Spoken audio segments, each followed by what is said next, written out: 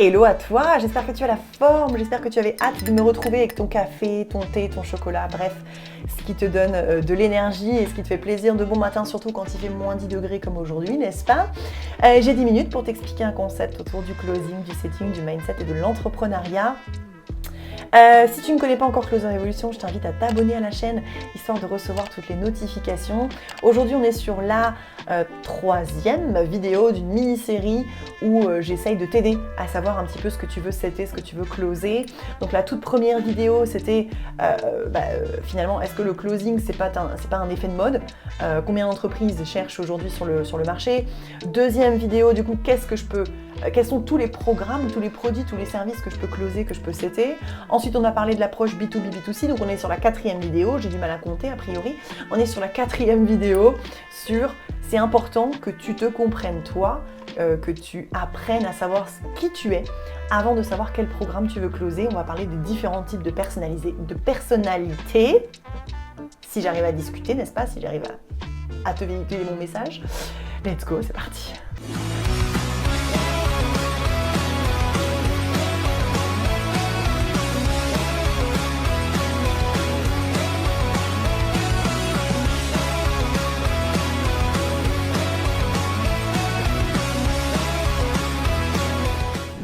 J'espère que je ne vais pas trop galérer à te parler, sinon ça va être un peu compliqué. On pourra peut-être faire des bêtisiers un jour de mes vidéos, n'est-ce pas?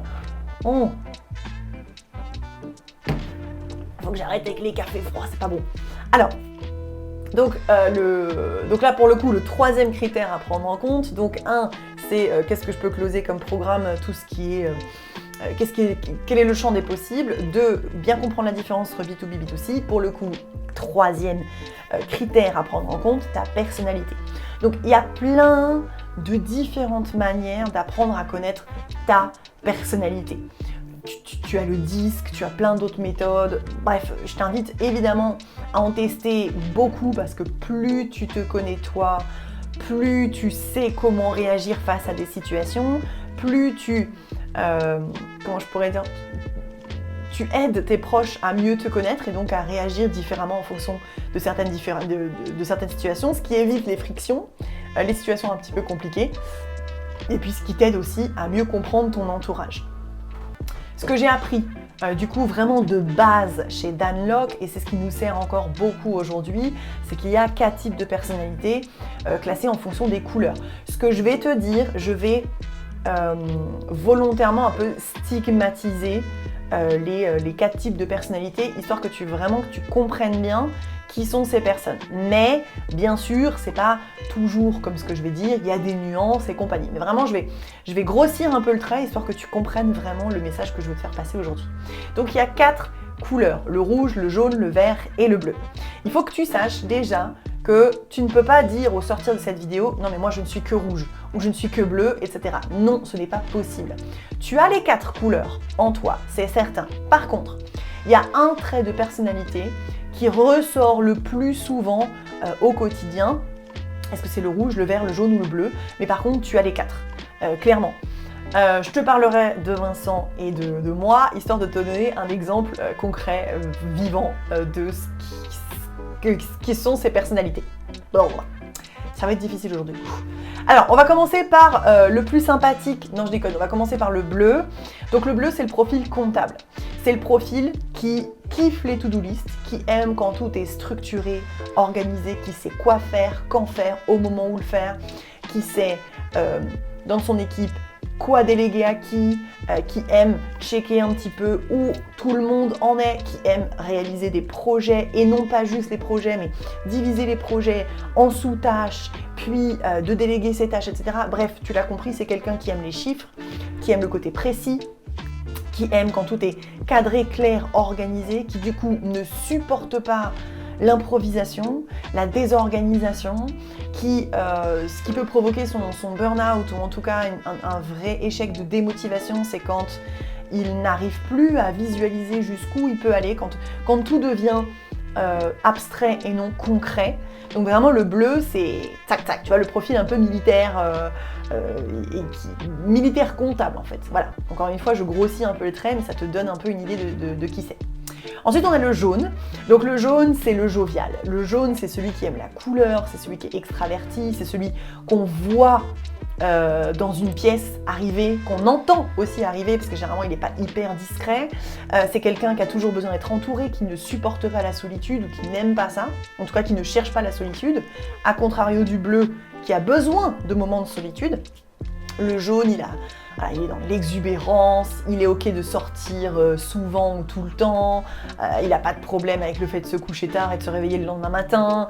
C'est quelqu'un qui est assez désorganisé pour le coup, mais qui s'épanouit dans ce côté-là. C'est quelqu'un qui a toujours besoin d'avoir pas l'approbation des autres, mais d'être toujours dans le visuel des autres, enfin qui a toujours besoin des autres pour exister et qui en même temps aime faire exister les autres. Tu vois ce que je veux dire? Donc c'est vraiment l'extraverti. Le vert, c'est tout l'inverse. Donc le vert, il est plutôt introverti. C'est quelqu'un qui ne va mettre que les autres en lumière. C'est quelqu'un qui est extrêmement dévoué à sa famille, à ses proches. C'est quelqu'un qui peut aussi être extrêmement dévoué à terme associatif. C'est quelqu'un qui va beaucoup donner et penser à lui seulement en dernière minute.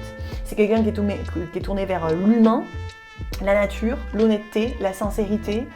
C'est quelqu'un qui est extrêmement discret, qu'on n'entend pas beaucoup. Mais quand on l'entend, c'est toujours des choses tournées vers les autres.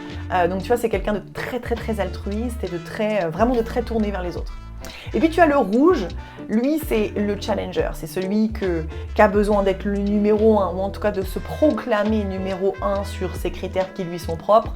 C'est quelqu'un qui a besoin de manager mais qui est très difficile à manager. Donc c'est quelqu'un qui généralement aime être le leader. C'est quelqu'un qui est tourné très réussite, challenge, argent. C'est quelqu'un qui est qui peut paraître parfois un peu imbu de sa personne.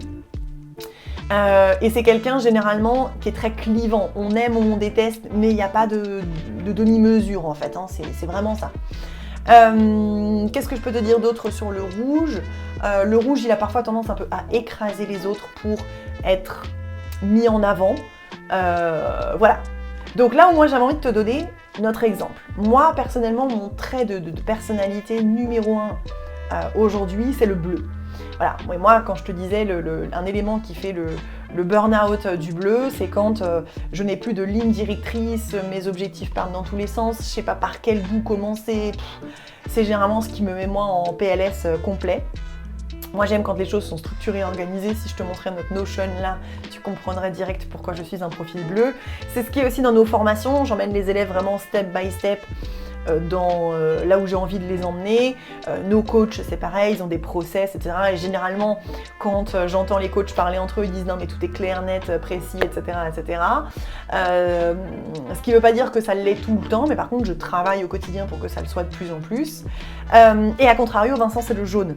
Donc Vincent, pour te donner un exemple, il n'y a pas de problématique pour lui, enfin il n'y en avait pas, c'est un peu changé, à prendre des notes en réunion sur une serviette en papier du déjeuner qu'il venait de s'acheter, tu vois.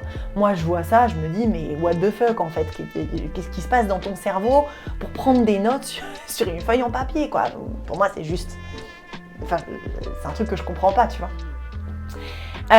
Par contre, quand je suis avec mes enfants, j'essaye de développer énormément mon côté vert. Quand je suis dans l'entreprise, j'ai un côté rouge. Et puis quand j'ai appris à vivre avec Vincent, j'ai dû apprendre à développer ce côté jaune. Sinon, ça venait toujours en friction en fait. Et du moment où on a compris que Vincent avait un côté jaune et que moi j'avais un côté bleu qui était vraiment prédominant, je me suis dit ah mais c'est pour ça que potentiellement Vincent lui ça le dérange pas quand la maison n'est pas rangée au carré et que moi ça me dérange. C'est pour ça que lui il a pas de problème à prendre de notes sur une serviette en papier et moi je me dis mais what the fuck, qu'est-ce qui se passe dans son cerveau aujourd'hui quoi. Donc ça nous a aidé vraiment à mieux nous connaître nous-mêmes mais à mieux connaître l'autre également. Je précise que Tu devrais faire cet exercice sur toi, tu devrais le faire aussi sur tes proches, à essayer de deviner leur personnalité.